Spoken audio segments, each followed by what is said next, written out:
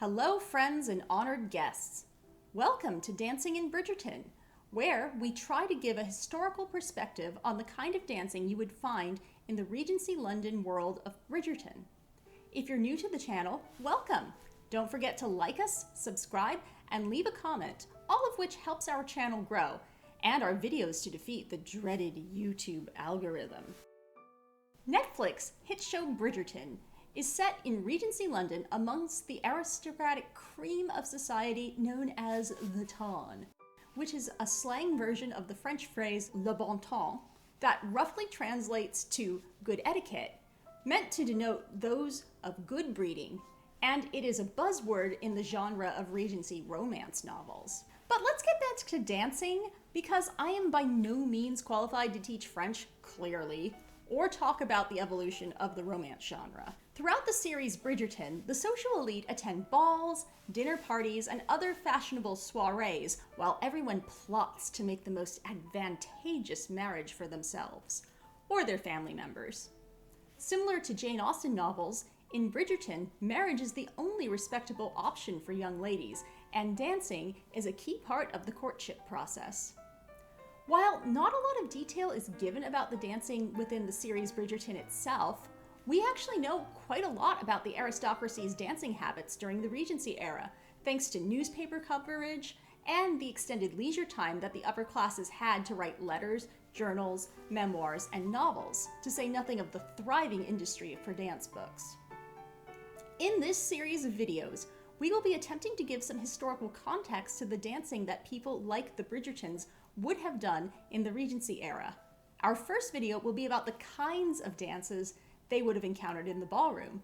The second will be about the dance venues they frequented. And the third will go over ballroom etiquette. And in the final video, we'll analyze the dancing we see in the series. So, on to today's question. What kinds of dances were the London aristocracy doing in the Regency? Number 1, country dances, also known as English country dances. This staple of the English ballroom had been popular for the past 150 years, and going into the 1810s, it was still the dominant form of social dancing, especially at assembly balls. However, the 1810s would see a sharp decline in the popularity for English country dancing, and within that decade, the couple's waltz and quadrille would finally begin to break its dominance over the English ballroom irrevocably.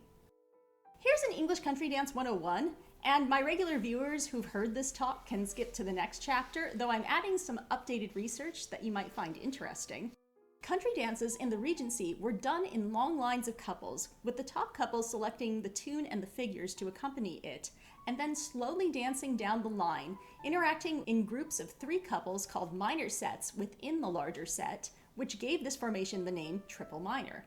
The top couple would thus move down one place every round of the dance music until they reached the bottom, a process known as progression, while everyone else moved up one place every round until they got to the top, at which point they would wait at the top until 2 more couples had progressed to meet them, and then it would be their turn to dance their way down as an active couple.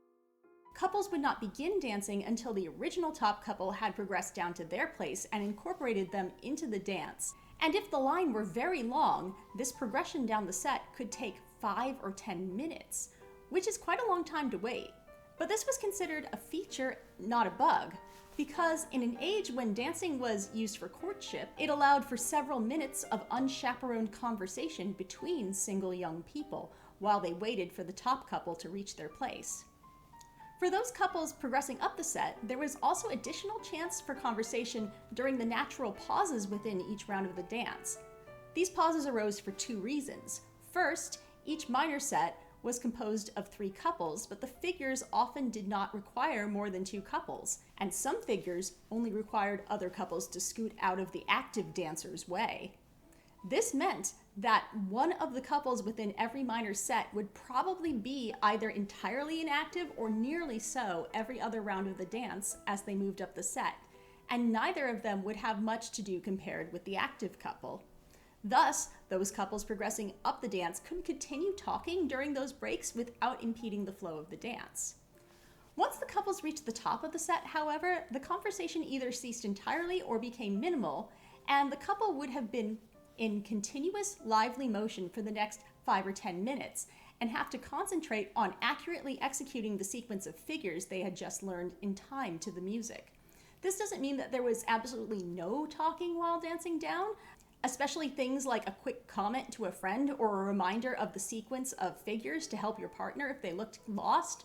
But in Jane Austen's own words, the demands of the dance were too importunate for a divided attention. You can see my long video on Austen as a primary source for Regency dancing, but it's quite a trope in Austen's novels that long conversations pause while the couples dance down. In fact, in another piece of fiction from Jane Austen's lifetime, the 1803 novel The Letters of Miss Riversdale, the knowledge of which I owe to Regency dance scholar Alison Thompson, there is a quote where a character explains to the eponymous heroine how conversation is supposed to take place on the dance floor.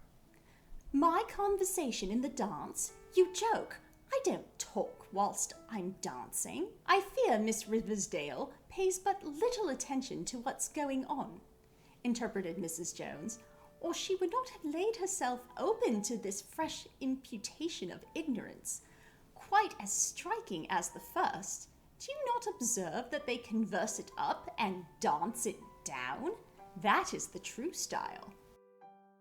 Country dances came in a variety of meters, including cut time, common time, waltz time, jig time 6/8, and slip jig 9/8. Irish and Scottish music were fashionable during the Regency, and many Irish and Scottish tunes became popular for English country dancing.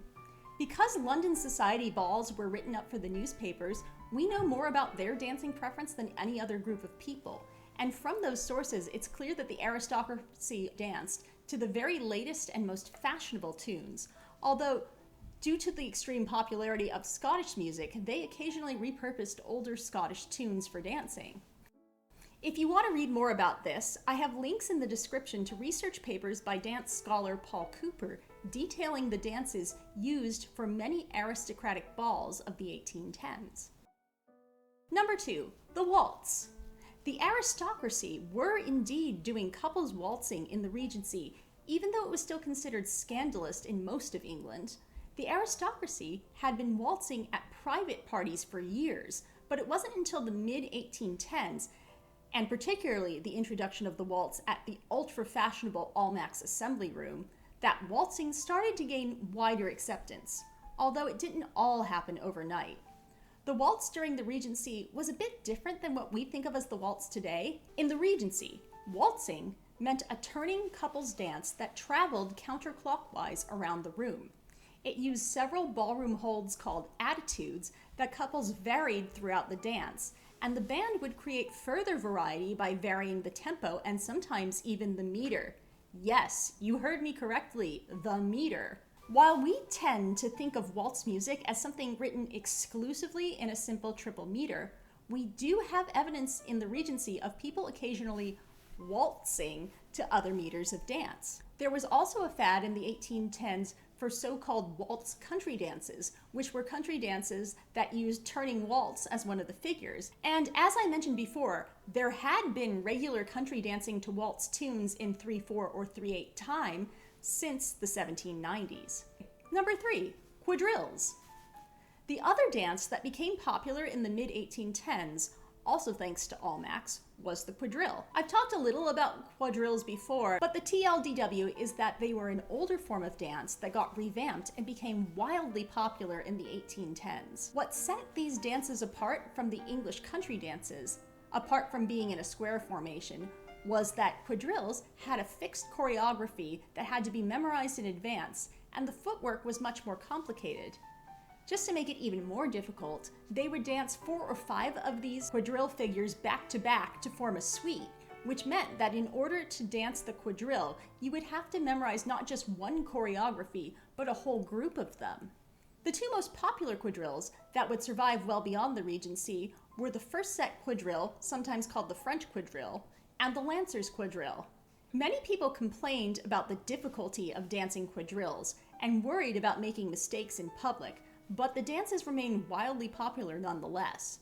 This was a huge boon for the dance industry because dancing masters could make a fortune giving quadrille lessons, while publishers could also make a fortune selling dance manuals and crib sheets to help people learn and remember.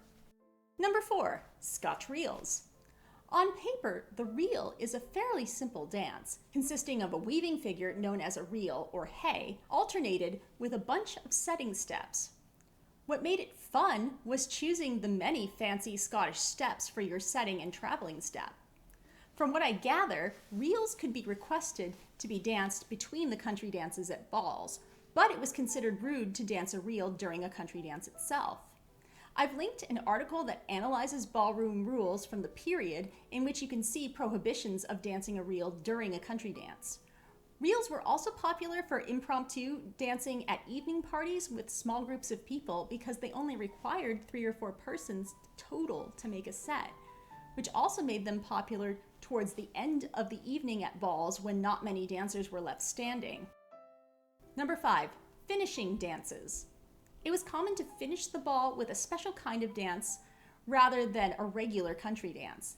These dances tended to be very simple, but they were fun because the inactive couples were all involved in the figures every round of the dance, so there was less waiting around. In England, 2 of the most popular finishing dances were the boulangère, a French circle dance mentioned by Jane Austen in Pride and Prejudice, and Sir Roger de Coverley, the ancestor of the Virginia reel.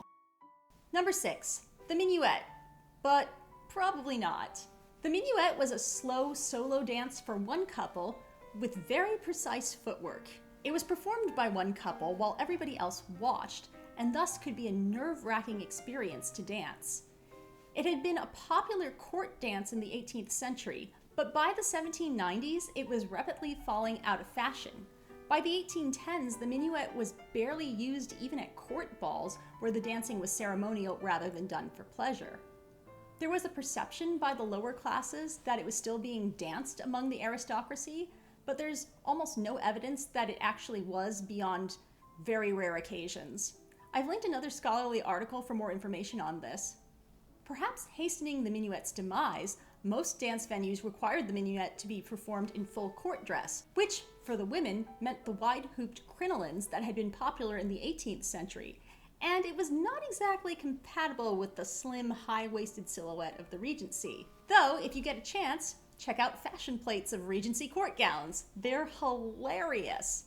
And that's the basic overview of what the aristocracy danced in London during the Regency. As always, I've included links in the description for further reading because there's a lot more than I was able to cover, and the details are fascinating. Next time, we'll be answering the question, where would they have danced?